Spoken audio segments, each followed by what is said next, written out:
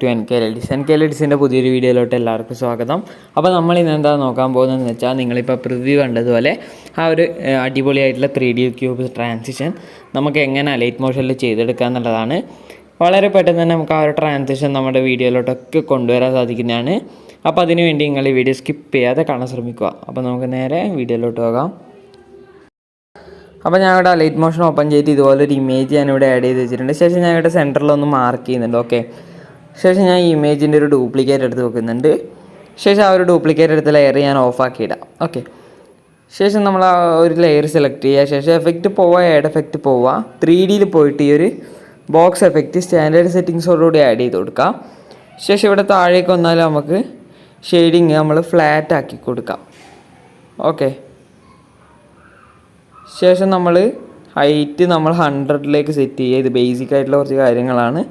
അത് നമ്മളെപ്പോഴും ഈ ഒരു ട്രാൻസിഷൻ ചെയ്യുമ്പോൾ നമ്മൾ ശ്രദ്ധിക്കേണ്ട കുറച്ച് കാര്യങ്ങളിൽ രണ്ടെണ്ണമാണ് ഞാൻ ഇപ്പോൾ ആദ്യം പറഞ്ഞത്. ഓക്കെ, അപ്പോൾ ഇത് നമ്മൾ ആദ്യം 100ലേക്കും പിന്നെ മറ്റേത് ഫ്ലാറ്റും ആക്കി കൊടുക്കാം. ഓക്കെ, അപ്പോൾ അത് ഞാൻ സെറ്റ് ചെയ്തിട്ടുണ്ട്. ശേഷം നമ്മൾ എന്താ വേണ്ടതെന്ന് വെച്ചാൽ, നമ്മൾ ഈ ഒരു ലെയർ ജസ്റ്റ് ഒന്ന് ഓഫാക്കി ഇടാം. ശേഷം അടുത്ത ലെയർ ഓണാക്കിയതിന് ശേഷം നമ്മളതൊന്ന് താഴേക്ക് സെറ്റ് ചെയ്യുക. ശേഷം ഇത് ഞാൻ ഓണാക്കി തന്നെ ഇടുന്നുണ്ട്. ശേഷം ആ ഒരു ലെയർ സെലക്ട് ചെയ്യുക, എഫക്റ്റ് പോവുക, ആഡ് എഫക്റ്റ് പോവുക, ഡിസ്ട്രോഷൻ ആൻഡ് വാർപ്പിൽ പോയിട്ട് ടൈൽസ് എഫക്റ്റ് സ്റ്റാൻഡേർഡ് സെറ്റിങ്സോടുകൂടി ആഡ് ചെയ്ത് കൊടുക്കാം. ഓക്കെ, ശേഷം ആ ഒരു ടൈൽസ് എഫക്റ്റ് ആഡ് ചെയ്ത് ആ ലെയർ ഒന്ന് സൂം ഔട്ട് ചെയ്ത് കൊടുക്കുക. കറക്റ്റ് ഈ ഒരു പിക്ചർ അതിൻ്റെ ഉള്ളിൽ വരുന്ന രീതിയിൽ നിങ്ങളൊന്ന് സെറ്റ് ചെയ്ത് കൊടുക്കുക. ഓക്കെ, ഇതുപോലെ നിങ്ങളൊന്ന് സെറ്റ് ചെയ്ത് കൊടുക്കുക. ശേഷം നമ്മൾ ഫസ്റ്റിലേക്ക് വരാം. ഫസ്റ്റിലേക്ക് വന്നിട്ട് ഇതിലേക്ക് ഒരു റെക്റ്റാങ്കിൾ ആഡ് ചെയ്യുക. ശേഷം എൻഡ് വരെ സെറ്റ് ചെയ്യുക. ശേഷം നമ്മളെന്താ വേണ്ടതെന്ന് വെച്ചാൽ, നമ്മൾ ഈ ഒരു ലെയർ നേരത്തെ പോയതാ ഈ ഒരു ഭാഗത്ത് കറക്റ്റായിട്ട് ഫിറ്റ് ആവുന്ന രീതിയിൽ സെറ്റ് ചെയ്ത് കൊടുക്കാം. ഓക്കെ, ശേഷം ബാക്ക് വരാം.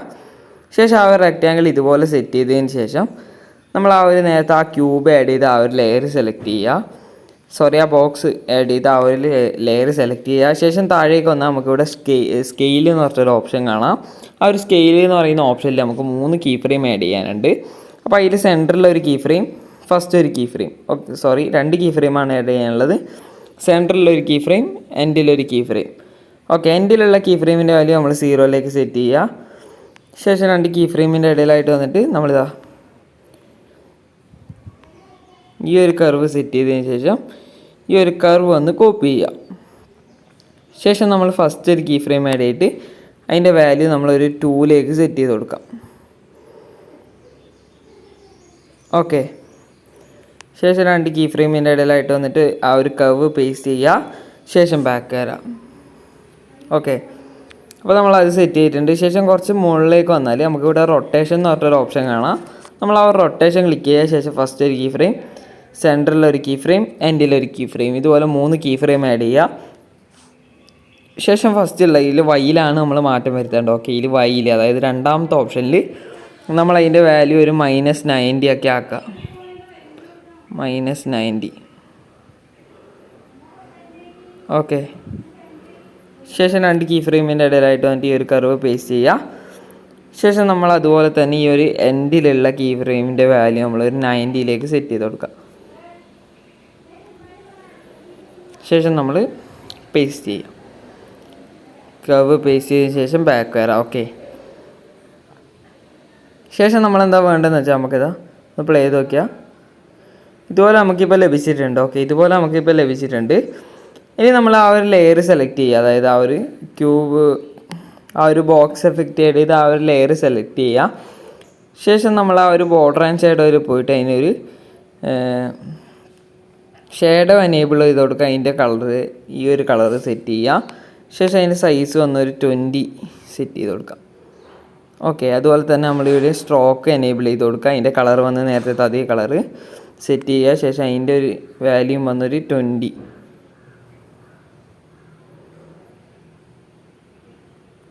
ഓക്കെ, ഇതുപോലെ സെറ്റ് ചെയ്ത് കൊടുക്കുക. അപ്പോൾ അത് നമ്മൾ സെറ്റ് ചെയ്തിട്ടുണ്ട്. ഓക്കെ, അത് സെറ്റ് ചെയ്തതിന് ശേഷം ബാക്ക് വരാം. ശേഷം നമ്മൾ ആ ഒരു 2 ലെയർ, അതായത് ആ റെക്റ്റാങ്കിളും നമ്മൾ ആ ടൈൽസ് എഫക്റ്റ് ആഡ് ചെയ്ത ആ ഒരു ലെയറും തമ്മിൽ നമ്മൾ ഈ ഒരു മൂന്നാമത്തെ ഓപ്ഷൻ മുകളിൽ ഈ ഒരു മൂന്നാമത്തെ ഗ്രൂപ്പ് ഓപ്ഷൻ ക്ലിക്ക് ചെയ്യുക. ശേഷം ഞാനിതിലേക്ക് ഇതിൻ്റെ ബാക്ക്ഗ്രൗണ്ട് കളറൊന്ന് വൈറ്റ് ആക്കുന്നുണ്ട്. നിങ്ങൾക്ക് ഇഷ്ടമുള്ള കളർ സെറ്റ് ചെയ്യുക. ഓക്കെ, തൽക്കാലം വൈറ്റ് ആക്കി മാറ്റിയിട്ടുണ്ട്. ഇനി നമ്മളെന്താ വേണ്ടതെന്ന് വെച്ചാൽ നമുക്കിനി ഈ ഒരു ഗ്രൂപ്പ് ആൻഡ് മാസ്ക് ചെയ്ത ലെയറിലാണ് നമുക്കിനി വർക്കും കാര്യങ്ങളൊക്കെ ഉള്ളത്. അതിനൊപ്പട്ട് ഞാൻ ഇതിലേക്ക് ഒരു റെക്റ്റാങ്കിളും കൂടി ആഡ് ചെയ്യുന്നുണ്ട്. ശേഷം അതൊന്ന് ഫിൽ സ്ക്രീൻ ചെയ്യുക. ശേഷം ആ ഒരു ലെയറും ആ ഒരു റെക്റ്റാങ്കിളും തമ്മിലൊന്ന് ഗ്രൂപ്പ് ആൻഡ് മാസ്ക് ചെയ്ത് കൊടുക്കുക. ഓക്കെ. ശേഷം നമ്മളെന്താ വേണ്ടതെന്ന് വെച്ചാൽ നമ്മൾ ആ ഒരു ലെയർ സെലക്ട് ചെയ്യുക. ശേഷം മൂവ് ആൻഡ് ട്രാൻസ്ഫോം പോയി സ്കെയിലിൽ പോയിട്ട് സെൻറ്ററിലൊരു കീ ഫ്രെയിം, എൻഡിലൊരു കീ ഫ്രെയിം. എൻഡിലുള്ള കീ ഫ്രെയിമിൻ്റെ വാല്യൂ സോറി നമ്മൾ ഇതിലെല്ലാം മാറ്റം വരുത്തേണ്ടതാണ്.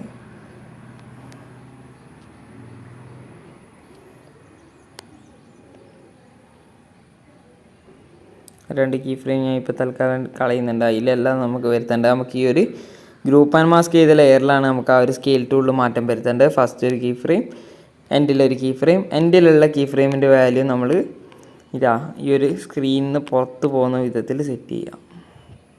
ഓക്കെ, ഈ ഒരു രീതിയിൽ സെറ്റ് ചെയ്യുക. ശേഷം രണ്ട് കീ ഫ്രെയിമിൻ്റെ ഇടയിലായിട്ട് വന്നിട്ട് നേരത്തെ ഗ്രാഫ് ഒന്ന് പേസ്റ്റ് ചെയ്യാം. ശേഷം ഈ ഒരു റൊട്ടേഷനിൽ പോവുക. റൊട്ടേഷനിൽ പോയിട്ട് നമ്മൾ 3 കീ ഫ്രെയിംസ് ആഡ് ചെയ്യുക. ശേഷം ഫസ്റ്റുള്ള കീ ഫ്രെയിമിൻ്റെ വാല്യൂ വന്ന് നമ്മളൊരു -90 ഒക്കെ സെറ്റ് ചെയ്യുക. -90 സെറ്റ് ചെയ്യുക. ശേഷം രണ്ട് കീ ഫ്രെയിമിൻ്റെ ഇടയിലായിട്ട് വന്നിട്ട് ആ ഒരു കർവ് ഒന്ന് പേസ്റ്റ് ചെയ്ത് കൊടുക്കുക. ഓക്കെ. ശേഷം നമ്മൾ എൻഡിലുള്ള കീ ഫ്രെയിമിൻ്റെ വാല്യൂ നമ്മൾ 90 സെറ്റ് ചെയ്യുക. ശേഷം ആ രണ്ട് കീ ഫ്രെയിമിൻ്റെ ഇടയിലായിട്ടും നേരത്തെ കോപ്പി ചെയ്ത് വെച്ച ഗ്രാഫ് ഒന്ന് പേസ്റ്റ് ചെയ്ത് കൊടുക്കാം. അപ്പോൾ നമുക്കിപ്പോൾ ഇതുപോലെ കിട്ടിയിട്ടുണ്ട്. ഓക്കെ, അപ്പോൾ നമ്മുടെ ട്രാൻസിഷൻ ഇവിടെ കംപ്ലീറ്റ് ആയിട്ടുണ്ട്. ഇനി നമുക്ക് ഇതിലേക്കൊരു സ്ട്രോക്കും ബോർഡറൊക്കെ ആഡ് ചെയ്യണം. അതിന് ഈ ഒരു ബാക്ക്ഗ്രൗണ്ടിൽ ആഡ് ചെയ്ത്, അതായത് ആ ഗ്രൂപ്പ് ആൻഡ് മാസ്ക് സെലക്ട് ചെയ്യുക. ശേഷം ഈ ഒരു ബോർഡർ ആൻഡ് ഷാഡോയിൽ പോയിട്ട് നമ്മൾ ഷാഡോ എനേബിൾ ചെയ്ത് കൊടുക്കുക. ശേഷം അതിൻ്റെ സൈസ് വന്ന് നമ്മളൊരു 20 ഒക്കെ ആക്കി കൊടുക്കുക. ഓക്കെ. ശേഷം നമ്മളതിൻ്റെ ബോർഡർ ആഡ് ചെയ്തിട്ട് ഔട്ട് സൈഡിൽ നിന്ന് കൊടുക്കുക. ശേഷം കളർ നമ്മൾ നേരത്തെ അതേ കളർ സെലക്ട് ചെയ്തതിന് ശേഷം അതിൻ്റെ സൈസ് വന്നൊരു 20 ആക്കി കൊടുക്കുക. ഓക്കെ. ഈ ബ്ലാക്ക് കളർ മാറ്റിയിട്ട് നേരത്തെ അതേ കളർ സെറ്റ് ചെയ്യാം. അപ്പോൾ ഇപ്പോൾ ഒന്ന് പ്ലേ ചെയ്ത് നോക്കാം. ഇതുപോലെ കിട്ടിയിട്ടുണ്ട്. ആ ഒരു സ്ട്രോക്കിൻ്റെയും ഷാഡോയുടെയൊക്കെ കളർ നിങ്ങൾക്ക് വേണമെന്നുണ്ടെങ്കിൽ മാറ്റാം. അത് നിങ്ങളുടെ ഇഷ്ടത്തിനനുസരിച്ച് നിങ്ങൾ സെറ്റ് ചെയ്യേണ്ട കാര്യമാണ്. ഓക്കെ. അപ്പോൾ ഇന്നത്തെ വീഡിയോ ഇത്രേ ഉള്ളൂ. ഇതാണ് ആ ഒരു ട്രാൻസിഷൻ എന്ന് പറയുന്നത്. ഒരു അടിപൊളി ട്രാൻസിഷൻ തന്നെയാണ്. അപ്പോൾ നിങ്ങളുടെ വീഡിയോയിലോട്ടൊക്കെ ഒന്ന് ട്രൈ ഔട്ട് ചെയ്ത് നോക്കുക. അപ്പോൾ അടുത്ത വീഡിയോ ആയി കാണുന്നവരെ ബൈ.